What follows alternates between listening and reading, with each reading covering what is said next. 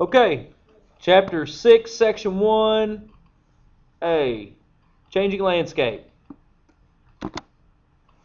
Earth as an island. All organisms on Earth share a limited resource based and depend on it for their long-term survival. Okay, so what that's saying is that the Earth is like an island in the universe, right? All organisms that live on the Earth, we depend on the Earth for our survival, for our long-term survival. To protect these resources, we need to understand how humans interact within the biosphere. So what we're going to talk about in this section, this chapter, is how humans interact within the Earth, on the Earth, and the other organisms that live on the Earth, right? All right, first key concept. What types of human activities can affect the biosphere? Okay, so human activities. From the ecosystems in which they live, humans obtain such necessities as clean water and recycled nutrients.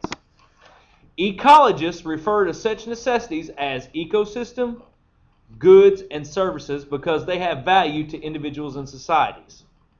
Okay? Now, second key concept. This is the answer to the key concept, okay? Now, you also remember the key concept is at the top of your 6-1 worksheet. So it says,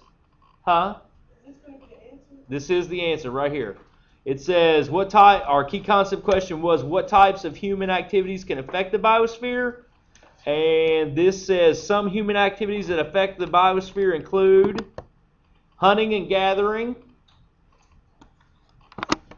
agriculture, industry, urban development. All right. So, that's what we can write across the top. Hunting and gathering, agriculture, industry, urban development. Can we just put ag? If you want, you can write this later. We'll go through this and we'll come back, okay? All right. So we'll come back to it, Wes. You're fine. All right. Now, hunting and gathering. Here's the first one, hunting and gathering. Here's what it is. For most of the history, humans obtain food by hunting and gathering. What does hunting and gathering mean? All right. You hunt animals, you kill them, you're the prey, or you're the predator, they're the prey. That's hunting. Gathering. What's it mean to gather?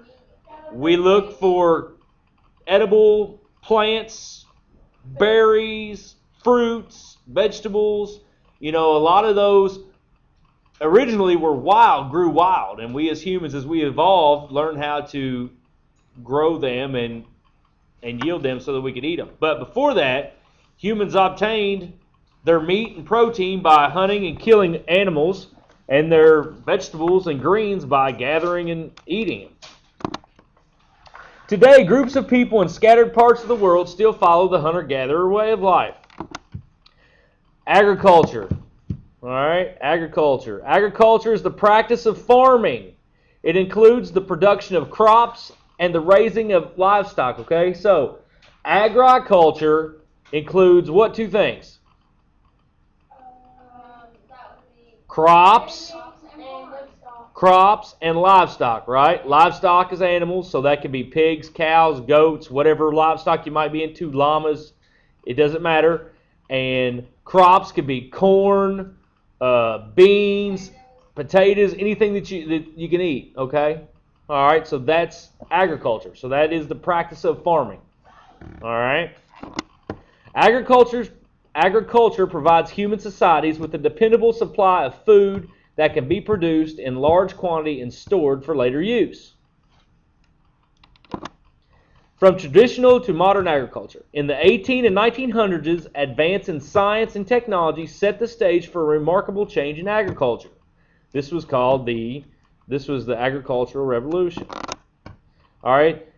During this time period, they developed large-scale irrigation, and they turned deserts into fertile farmland. So what they did is they dug ditches and aqueducts, and they were able to irrigate deserts or land that didn't get rainfall. So by building these man-made rivers and getting this water to flow into this area where there wasn't usually rainfall, they were able to turn deserts into fertile farmlands. Okay? Are you recording this now? Yeah, I'm recording this whole thing for later use. They can hear all of us. It's for you all. It's our class discussion. All right, so new machinery helped farmers increase yield. So now think back about it. We've all seen videos and pictures of when people used to harvest crops, they did it by what? They did it by hand, right? They used to have a horse. They would, they're going to use a buggy in the field. We're talking about it like had a plow. They plowed with a mule. You know, that's how they did it. Now, with the development of the Industrial Revolution in the late 1800s, and they developed the steam engine and the tractors and stuff like that, and farm equipment, they were able to increase their yields of crops because they were able to cover more land and plant more crops. It says new varieties of crops produce higher yields.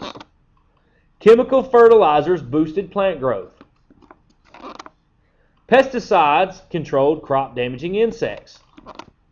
All right? So all of those things helped the farmers and helped us as a population grow more food. Now, what did we say from our last chapter? What happens when you have more food? What's your population do? Increase. Your population increases, right? So right now, there is talk of, one day we're going to run out of food. The carrying capacity of the world, we're going to reach that limit, and there's going to be worldwide famines whenever that happens, and it could happen.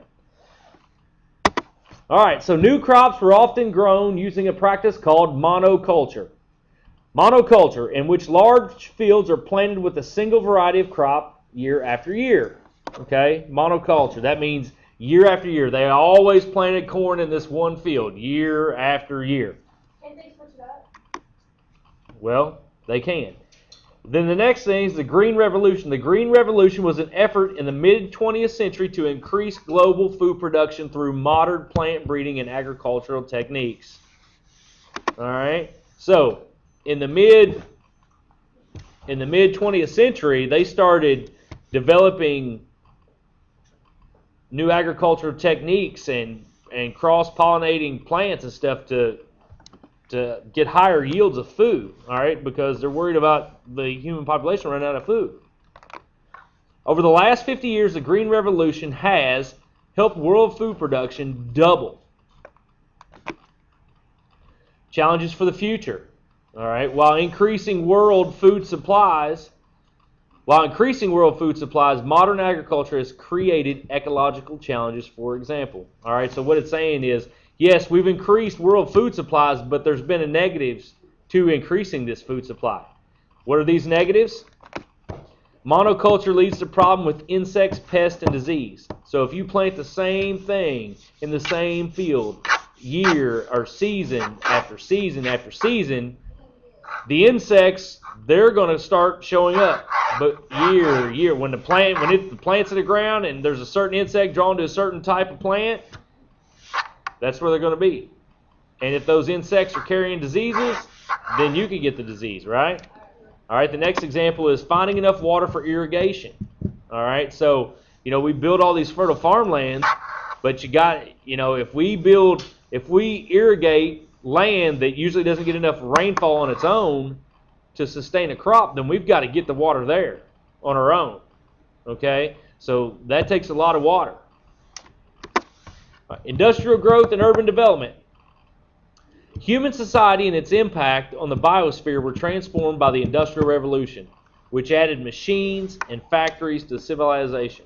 All right, Industrial Revolution, you guys will learn about that in U.S. history, but it's a big time. That's when things were becoming industrialized and people were moving from the farms to the cities to work in factories.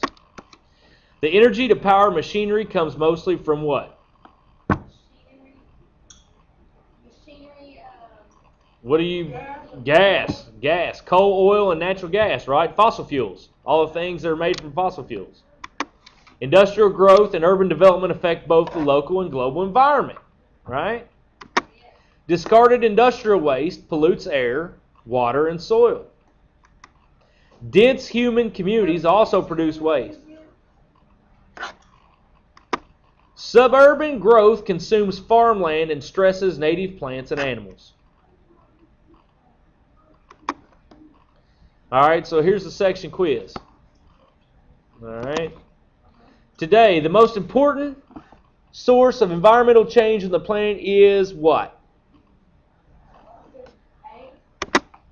Humans. Humans.